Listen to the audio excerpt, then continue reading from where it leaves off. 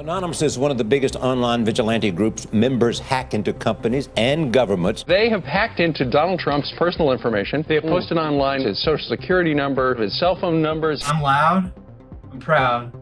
I don't hide shit. It confuses a lot of people. You've seen them wearing masks in protest. They prefer a life in the shadows. I have a lot of friends that are constantly scared for me and my safety. The FBI has had some success against suspected anonymous associates, arresting at least 20. My personal motivation was to destroy shit, laugh, have a good time, and feel the rush of power. Someone has broken into the National Bank, the Federal Reserve. The mysterious group Anonymous has struck again. An online game of cat and mouse is underway right now with an invisible enemy. So let's say Anonymous is anywhere between 5 people with multiple personality disorder or 500,000 people, of which 400,000 of those are probably 16 years old and really just want to know how to hack their friend's Roblox account.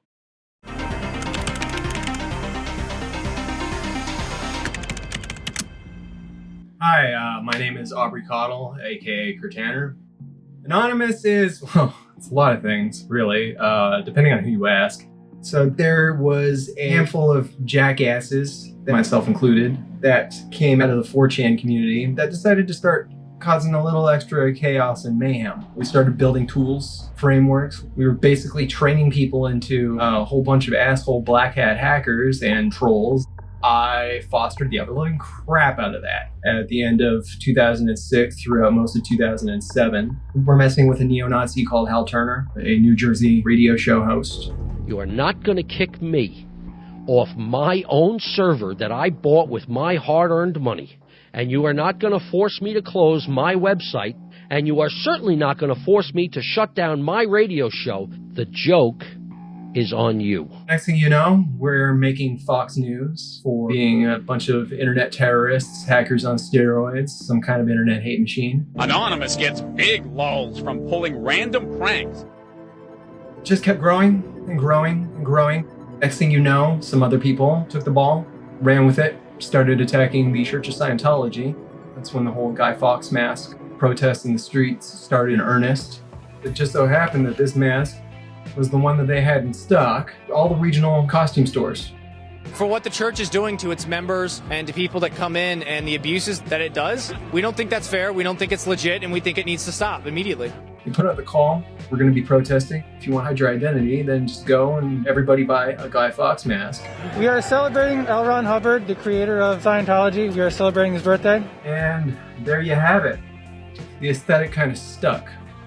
From there, just defacing and wrecking the internet left, right, and center for the next year or so. It's been called Operation Payback. The targets commercial websites which have withdrawn services from WikiLeaks. A group of computer hackers claims to have breached security at NATO. Anonymous has heard the cries for freedom from the Tunisian people and has decided to help them win this battle against oppression. Things kind of hushed down for a while after the snitch. Then Anonymous turned their sights on ISIS. Anonymous says it's eliminated more than 6,000 Twitter accounts linked to ISIS. That was a whole thing. This is a message to the military of Myanmar and Minan Line. Hackers have attacked Myanmar government websites as part of protests against the military coup. The coup in Myanmar. Had some fun there. We scared their military so hard that in the space of, I'd say, about a week, they decided to take all of their records offline and go paper hard copy only. You ever just casually haze and terrify a foreign military just for fun? Yeah.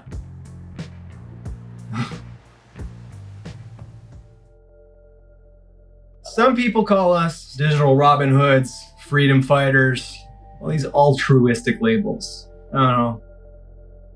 When it comes to all of the actual core people within the Anonymous groups, we're a bunch of malicious assholes.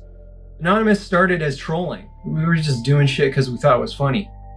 It really didn't matter who got in the way, who got hurt. I admit, I myself made a hell of a lot of mistakes.